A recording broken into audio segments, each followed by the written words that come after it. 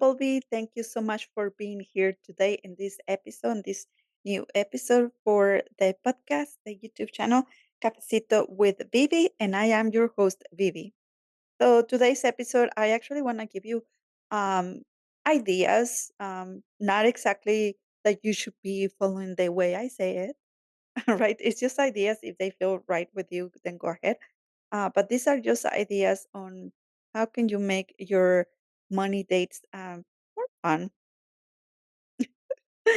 or a different different way. But I will say I will have to say I like to call it fun because I think it's fun. But anyways, before we dive in, I would like to request your help to please subscribe to my channel and ring the notification bell as well so you can receive notification every time I post a new video. So let's dive in. So obviously, the first tip that I'm gonna bring to you is the breaking down the numbers, and this is just sitting down and have your bank statements, your lifestyle plan, and I call it lifestyle plan, but it's the budget. So have your lifestyle plan, have your aligned circulation money as well, so you can see where the money is circulating and just have fun with it. What are the numbers? Where's the allocation that you decide to have all that money that you are earning and receiving every month, right? What is the allocation? What is the plan for that money that comes into your life? Where is it going, right? So that is the fun part. And one of the things that I love about doing and breaking down the numbers is because money really is kind of like dating someone who has priorities and who has boundaries. So the boundaries is kind of like what are the maximums and what are the minimums that you can tolerate? What is the maximum amount of money that you can tolerate to have? And what is the to have to earn or to make or to receive? And what is the minimum amount? And also in your credit cards, what is the maximum amount on your credit cards that you tolerate to have? What is the minimum amount that you can tolerate? What is the maximum amount that you can tolerate yourself? Right. So everything is really just an expansion of who we are and the tolerance that we are energetically matched for it. So breaking down the numbers is a great way to bring it to awareness and start working ourselves to whatever it is that we want, right? And of course, the more the better. Okay, so the other one and the other tip is actually make it and you don't have because your money dates should be at least once a week. So every month has 4 weeks at least, so at least four times a week you should be having a money date. And it doesn't have to be always um it doesn't always have to be about bringing the numbers and the allocation numbers and things like that. You can also have your money dates, like if you are actually on a date and bring your bank statements, cash money as well, and put it all together. And then, like in front of you, and then have dinner and kind of like have a conversation. I know it sounds weird for some, but let me tell you that there are a few of us that actually do it and it does bring another different type of energy around it. It's really it's cute. It's fun. And so treat it like that, like if it's an actual date. And another tip that I can give you is that you can also have your money date with a journal and like journaling. What is your story? What is the story that you grew up with about money, and how do you want to change it? What is the new story that you want to tell yourself? So it's kind of like a tip from breaking the uh, the limiting beliefs and kind of like just writing down the story and then you having the wake up call and say, those are lies because I can make my own story and this is the story that I want. And then having that acknowledge and that decision that that old story is a lie. And then you can start your journal with like this is the story that I grew up with. This is the story that it messed me up growing up with money, or like messed me up with money growing up. Whatever you wanna put a title on it. if that feels right to you. But the way I do it, and this is something that I got it from Amanda Francis, but like, what is my fucking so what is my story? And then I read it, and then I kind of like, you know what? These are lies from the devil. She also said it like that, and I just kind of like it called to me to do that. I'm like, yeah, these are lies from the devil, of course. It's not the way it's supposed to be. I feel more to this should be my story because one of the things about beliefs is that you can always change the belief to what is it that you want that is more positive, that is more empowering, and that is gonna bring you more joy into your life. Right, so that is another tip. And the last one, but not least, is that you should be treating also money as like if it's another person that reacts to who you are in the love language. Have you ever read the book, The Five Language of Love?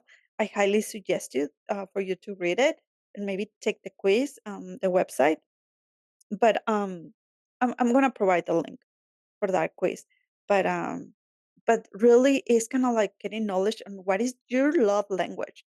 And depends on that love language, then you can have that money date according to that love language. For example, if your love language is words of affirmation, then bring a set of affirmations related to money that are called to you, that feels right to you, and use those affirmations for having that money date. And then or write your own if you feel called for it. And also another love language is the quality time. So remember that dinner that I said. So set it up as this is quality time with me and money and nobody else.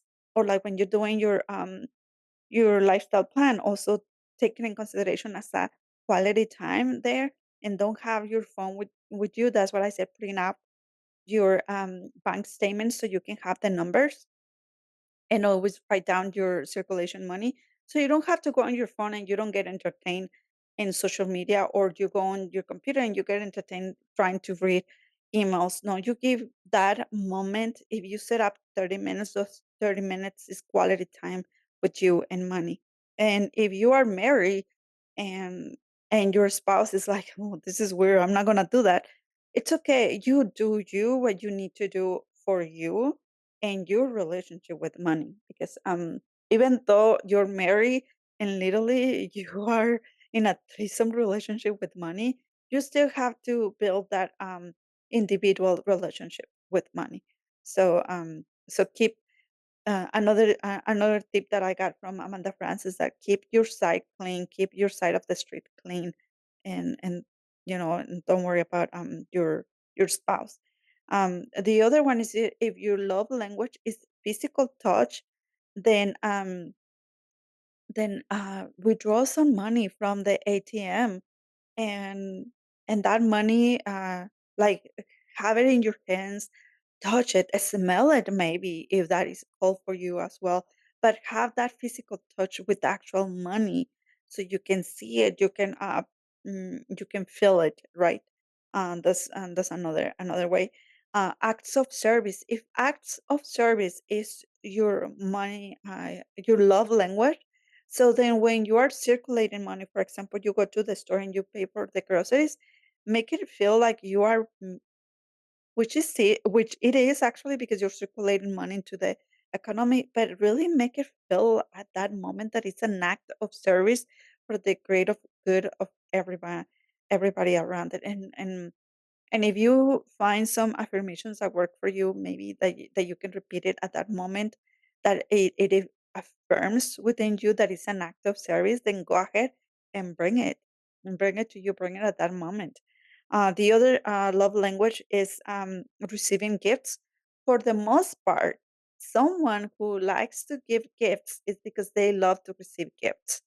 I love receiving gifts, so therefore I do, like, I love giving special gifts to my kids and make it special because that's the way I like to receive it as well. So if that is your love language, receiving gifts, then go ahead and buy yourself something, and make it a gift. Why not?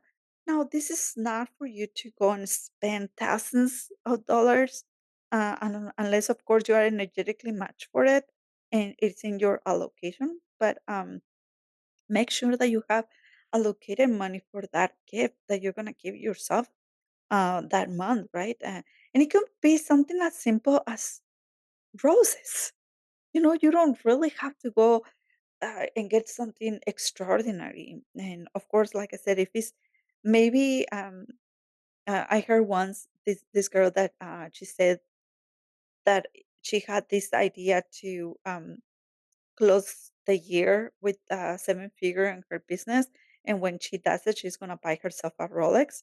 So one day she felt like intuitive, uh, like she had this intuition to just go to that store, and she didn't kinda like she didn't understand it at that moment, but she went to the store and buy herself a Rolex, and then that was the year that she closed the year with seven figure, because, that was the gift, and that was how she set up the energy to it.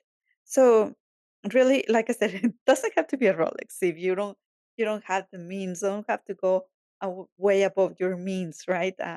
Your your energetic match for something, right? Like you have to be energetic match for that, unless you are like super super intuitive, guided to do and buy something super expensive, then okay, right? Because it's the intuition that is telling you, and in order to be more in touch with your intuition, well, there's so many things, but one of them is meditation, so you can have that guidance as well. What you gut is telling you to do. Right. But anyways, that's a different topic for another day. But these are some of the ideas that I can give you about having money dates, because really we all should have money dates regardless. And if numbers is your thing, then go ahead every week. Make it about numbers, right? If numbers is not your thing, then go ahead and make one week numbers and another week set up a date, or take a bath and have sounds of money while you're taking a bath, or something. Like the ideas are limitless when you start like actually putting action into it. But these are just ideas. I'm just providing some ideas. It's up to you to take what is feels most for you. But anyways, I hope you have liked this episode, and I would love to hear your comments. So please drop them below, your comments, and Spotify has that option that you can leave like an idea to me that I can read, or you can also follow me on Instagram at Mindful Tasks Academy and send me a DM. And if we are not following each other, you can comment in one of my posts so I know that you DM me, so I can go and check it out. Or you can send me an email, hello at mindfultasksacademy.com, so I know that what are your thoughts about this episode. So, anyways, and if you really like it and you would like to share it to someone else, maybe you want to share it with your spouse, go ahead. And well, like I said, I'm just here to help in some ideas. But anyways, so it's all for today. And remember, it's a vivid thing you wouldn't understand. Bye.